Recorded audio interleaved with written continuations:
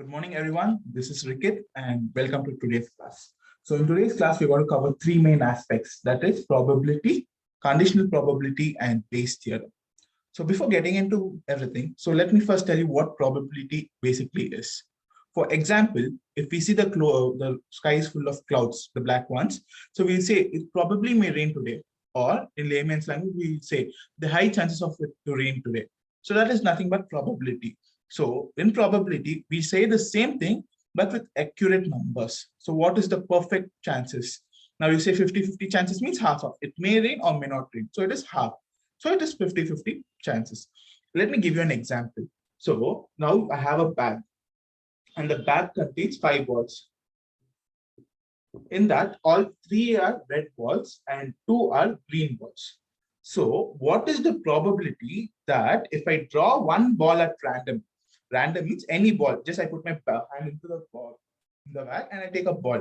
So what is the probability that the taken ball is red in color? So that is probability is denoted by P, probability of getting a red ball. So we can also denote this by P of A. But you have to mention that what is A? A is getting a red ball. So let's see P of A. How do you find? It is basically is equal to favorable or desired outcome. Outcome nothing means result divided by total number of results. So if I put my hand and I grab, what is the chance? I can pull out 5 balls max. After that, it will become empty, right? So this is the formula. So let me solve this for you. So as I told, P of A is getting a red ball. So how do I do it? P of A is equal to, what is the favorable outcomes? Picking a red ball. So how many red balls are there? There are 3 balls. So if I put my hand and I have to pick a red ball, it should be one among the 3. So I'll write it as 3 divided by total number of outcomes. So if I have to put my hand and pull out, I can pull out only one of these 5 balls. I cannot pull out any extra ball, or I cannot say I'll only pick 4 balls, I'll leave the 5th one. Because the bag contains 5 balls and you cannot see inside the bag, you have to pull out every ball. So it is 5. So the probability of pulling out a red ball is 3 by 5. You can also write it in fraction form, in decimal form, and in percentage form. So this is your fraction form. In decimal form, just divide and write. That is 0.6. And in percentage form, into 100. So that is nothing but 60%.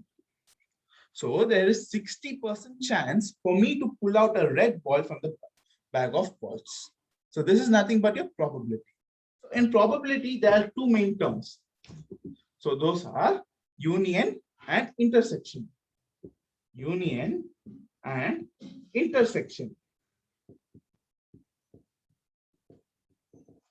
They are denoted by these symbols, U and reverse U, respectively. So how do you find it? U means both or any one. B means intersection means and. So there's nothing but if I have 2 sets, suppose set A and set B. Okay, I'll take the numbers in A as 1, 2, 3, 4, and 5. I'll take the set B as 2, 4, and 6. So when I take A union B, okay, if I take A union B, I will get both, and it should be there in both, or it can be in any one. Okay, the element should be in both or in any one. So 1 is there in any one, so I can write it as 1. 2 is there in both, so 2 I'll write only 1 time. 3 is there in any one, 3. 4 is there in both, but I'll write only 1 time. Then 5 and 6 the similar way. Now coming to intersection, if I have to do A intersection B, it is a bit different. So intersection means it should be there in both A and B, it should be there. Only then you can write. So if I take A intersection B, I should take the elements which are present in both A and B. What are they? 2 and 4. So I'll write them again only 1 time. 2, 4. This is intersection.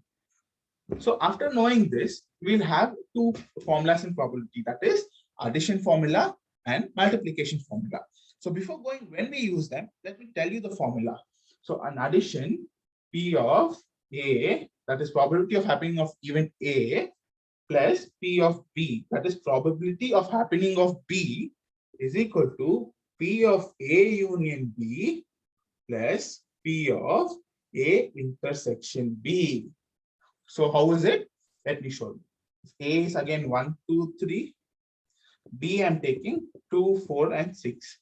So P of A is what? 1, 2, 3. P of B is 2, 4, 6. If I add them, I'll not take the common terms. That is, I'll write it only once. I'll not write it twice. So P of A plus P of B, I will get 1, 2, 3, 4, and 6. So that is our elements in this. This is, and A union B will also be the same. And A intersection B will be the ones common. That is only 2. So if I add a 2 to this, again it is common, so I'll not write it. So I'll get back 1, 2, 3, 4, 6. So this is the formula. If there's nothing common, that is, if there's nothing common, suppose I take the 2 here and make it 5. So there's nothing common. So what will be A intersection B? It should be both. It should be there in both A and B. So there's nothing common. So it will be a null set, not 0. 0 is also an element. So it will be a null set. That is, nothing is there in it.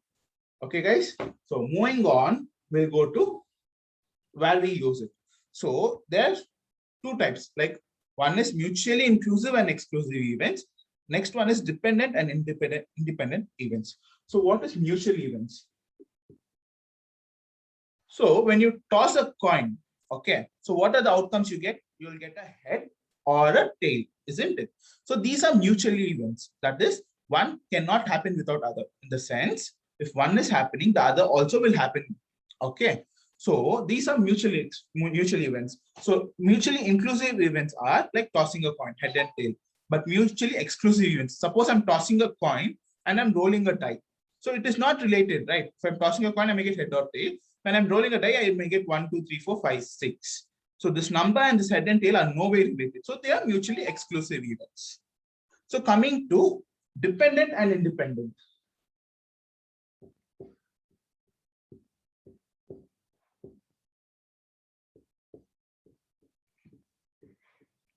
So first let me go with dependent event.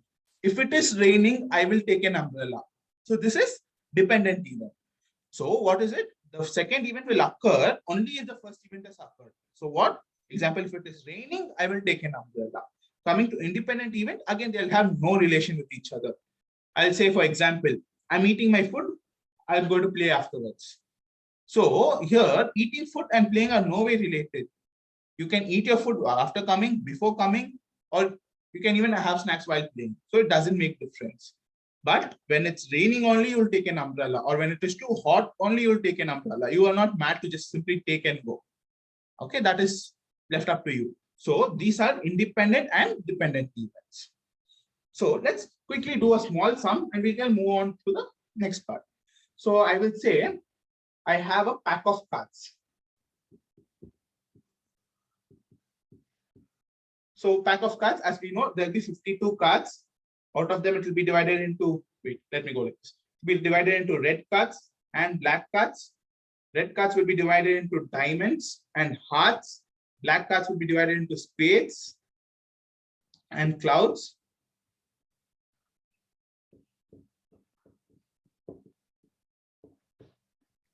So how many? We'll have 13 of these, 13 of this, 13 of these, and 13 of these. And again, in everything, you'll have an ace, 2, 3, 4, 5, 6, 7, 8, 9, 10, J. J stands for Jack, Q stands for Queen, and K stands for King. This is the number, 13 cards and everything. So what is the probability that I am drawing a red card? So remember, I'm drawing a red card. So how many cards are there? Red cards will have 13 plus 13, 26. So probability of drawing a red card is equal to favorable outcomes, how many? 26 divided by total number of outcomes plus that is 52. Again, you can do it in fraction form and decimal form and percentage form. Oh, just a second. I'll write it once more here. So P of getting a red card is equal to 26 by 52. Okay, guys. So this is basic probability. So you can take anything. Now, suppose I want to say what is the probability of getting a king card. Okay, probability of getting a king card. So P of K.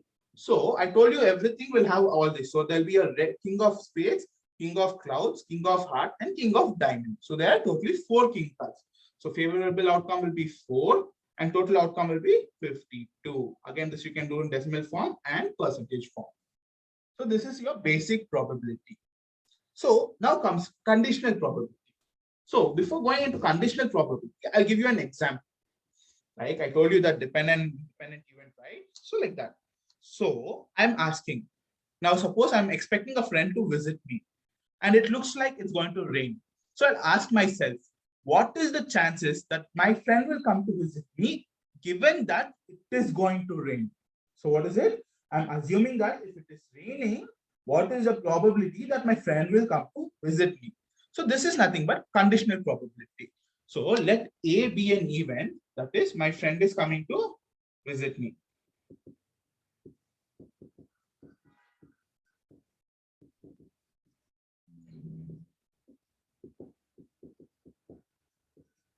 So let B be an event, it is going to rain.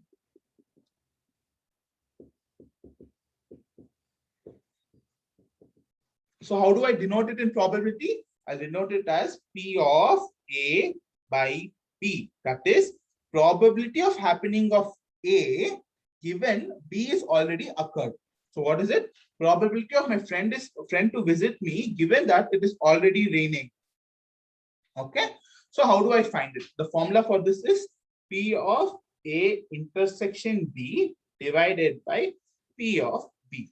So let me write it on the top. We'll use it now. P of A by B is equal to P of A intersection B by P of B. So first we have to find intersection and union, right? So let me just take a small table. My friend is coming.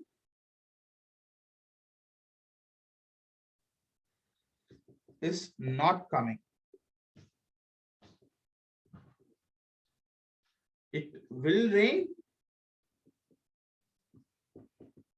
It will not rain.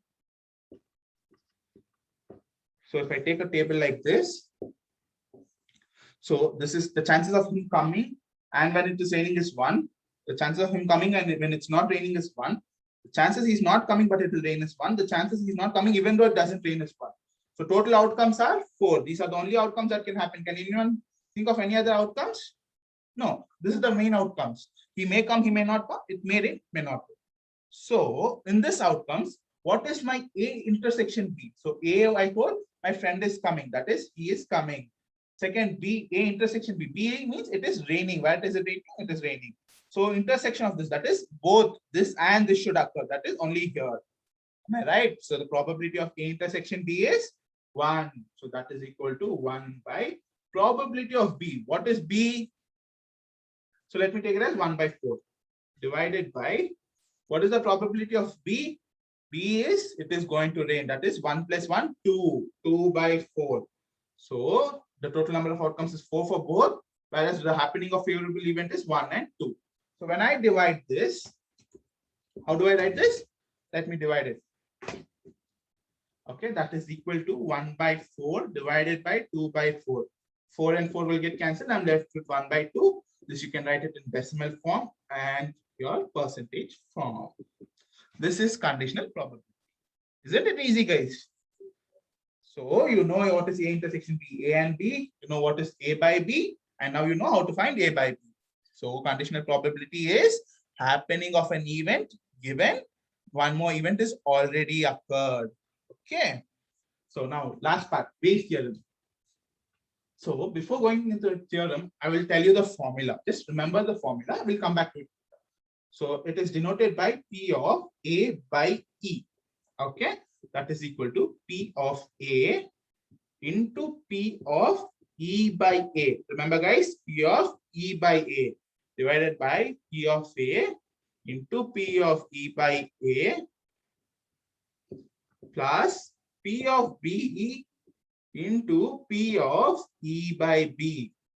Okay, this terms will continue for number of outcomes. So if the desired or the possible outcomes are only A and B, it will stop for A and B, or else it will continue, right? Plus P of C into P of E by C, so on. So let's take two terms for now, and we'll see the third one later. So let me explain what is Bayes theorem usually used for. Now, suppose I told you, right? It may rain, it may not rain. My friend may come, my friend may not come. So if I have to find out, okay, I didn't go out of my house, I don't know whether it's raining or not. My friend has already come. So I am thinking now, what is the probability that it has rained? Got my point, guys? My friend has already come now, but I don't know whether it is raining or not. So I have to find out what is the probability that it is raining, or what is the probability it is not raining. So this is somewhat like reverse. You're going from down to top. So here, if A is my friend is coming is A, E will be my friend is coming. E will be it's raining. So my friend has already come. Okay. So what is the probability it is raining? Got my point, guys? Oh, just sorry. This is the opposite. It's A. Take A as it is raining. He's already come. So what is the probability that it is raining given that he's already come? Okay, so we know that he's already come, but what is the probability that it is raining? So it's a reverse process. So if I give you an example, you'll understand it better. So let me go for an example here. So let me take, okay, given a company, okay, a company which manufactures, say, take balls, your cricket balls, to be specific. Okay, so it does with two machines. How many machines? Two machines. So let's name it machine A and machine B. Okay, so machine A produces 30% of the balls. How many percent? 30% of the balls. Whereas this is for A, whereas machine B produces the remaining 70%. Remember, guys, I'm taking for two events. If there was a third machine, I would have been taken. That's for C. Okay. See, if the company has only two machines, these two should sum up to 100%, isn't it? Because they have to, that 100% only we're writing in percentage form. Or else I'm not writing in number. It produces 100 balls, it produces 200 balls. So I'm writing in percentage. So the sum of percentage should always be equal to 100. Now coming to the point.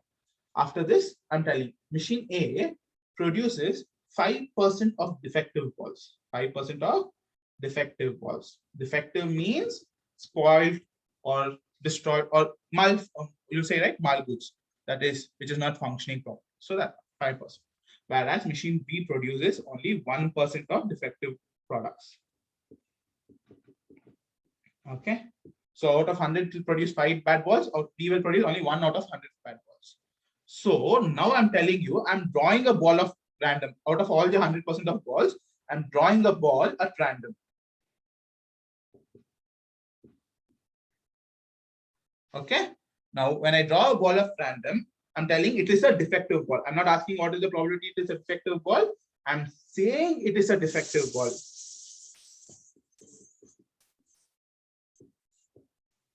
Okay. I'm saying you it is a defective ball. Now, what is the probability that the ball I have drawn is from machine A? Got my point, guys? What is the probability that I've got a defective ball from machine A or machine B for that instance? So I'll do for A. You guys should try out for B. Okay. So how does this go? How do we do? So first we have to find the probability of A. I told you know what and all are the required for this thing in the formula. P of A, P of B, P of E by A. That is a ball drawn from A is defective, conditional probability. And P of E by B, same. Ball which is drawn from B is defective. What is the probability? So I think you can't see this. I'll write it in the next slide. So P of E by B. At last, you'll find the P of A by E,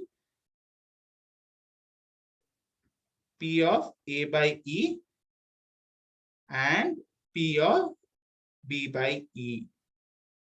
So this is the question to find. So let's go with probability of A. So probability of A, they've already given, they produce 30%. So how do I write it in decimal form? 0.3. If I have to convert to percentage, I'll multiply 100. From percentage form, if I have to convert to decimal, I'll divide by 100. Same way for P of, yeah. So P of B will be, again, 0.7.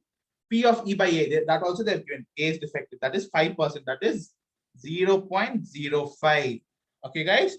And P of E by B is equal to 0.01. And this is to find A by E and E by E. So, still this it is clear, guys. So see, P of A is the probability of A, that is already given as 30%. P of B is the probability of B, that is also given as 70%. And P of E by A, that is a ball is drawn from A. What is it defective? What the percentage is defective is conditional probability. Remember that. So that's again 5%. P of E by B, that is a ball is drawn from B.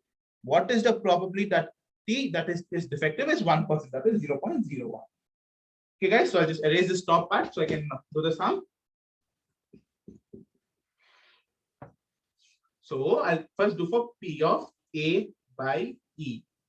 That is, what is the probability that the ball is drawn from A is defective? That is, the ball is already defective. What is the probability that it is drawn from the manufacturing of machine A? Okay, so let's do it. So I've told P of A into P of E by A.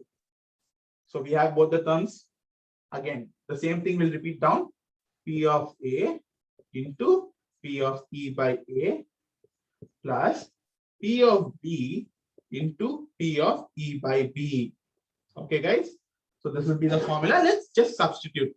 P of A is 0.3 into P of E by A is 0.05 divided by, again, the same thing, 0.3 into 0.05 plus, now P of B is 0.7 into P of E by B is 0.01. Let's do the math, guys. So I'll arrange the question now.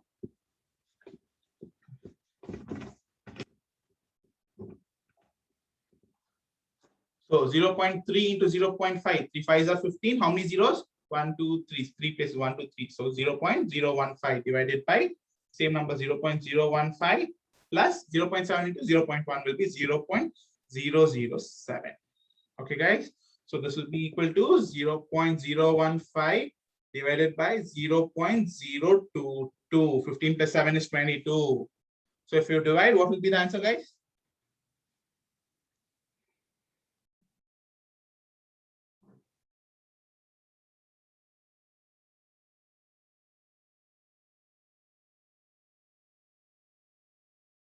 It will be 0.6818, so on. So if I convert it to percentage, it is 68.18%. Isn't it, guys? So this 68%, the chances of taking a ball that is defective and taking it from A is 68%. Now for B, see, these are mutually exhaustive events, exhaustive events. That is 1 and 2. These are the only outcomes that can be, because there are only 2 machines and the ball should be manufactured in any one of the machines. So you can do P of B by E